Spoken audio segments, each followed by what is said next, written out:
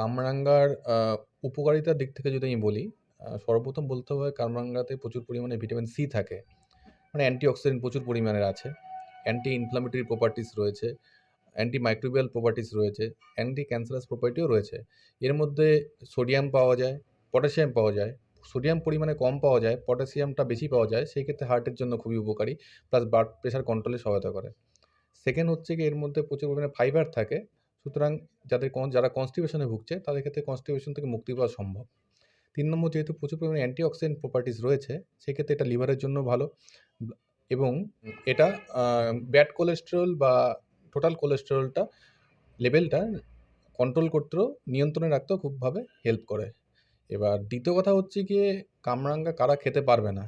কিছু স্টাডিতে দেখা গেছে যারা রেনাল ইম্পায়ারমেন্টে ভুগছেন তাদের ক্ষেত্রে কামরাঙ্গা অধিক পরিমাণে খেতে নিষেধ করা হয়। কারণটা কি? কামরাঙ্গায় দেখা গেছে কিছু পরিমাণে নিউরোটক্সিক প্রপার্টিস রয়েছে, প্লাস অক্সালেট থাকে।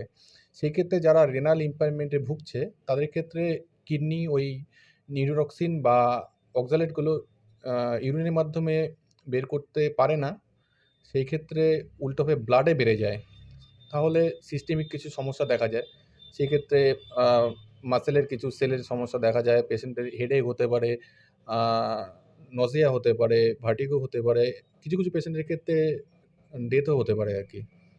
সুতরাং যারা রেনাল ইম্পায়ারমেন্টে ভুগছেন তারা অবশ্যই ডাক্তারের পরামর্শ অনুযায়ী কামরাঙ্গা খাবেন। এবার যেহেতু অক্সালেট প্রচুর পরিমাণে থাকে, অনেক ক্ষেত্রে ক্যালসিয়াম অক্সালেট স্টোন কিডনিতে প্রচুর পরিমাণে হয়। সেই সমস্ত তাদের ক্ষেত্রে ক্যালসিয়াম অক্সালেট ক্রিস্টালগুলো কিডনিতে জমতে পারে। সেক্ষেত্রে রেনাল স্টোন হওয়ার চান্সও বেড়ে যায়। কি করে বুঝবে যে এই কামরাঙা খেলে পরে অস্বস্তি হচ্ছে বা সমস্যা হচ্ছে? যারা রেনাল ইম্পায়ারমেন্টে ভুগছেন তাদের ক্ষেত্রে না ইনটেক করাটাই ভালো, এটা সর্বপ্রথম বলবো। দ্বিতীয় কথা হচ্ছে গিয়ে যদি টক্সিসিটি বেশি হয়ে যায়, সেক্ষেত্রে পেশেন্টের হেডেক হতে পারে, ভার্টিগো হতে পারে, নামনেস আসতে পারে, মাসেল স্প্যাজম হতে পারে, প্লাস পেশেন্টের কোমাটোস কন্ডিশনও পেশেন্ট যেতে পারে।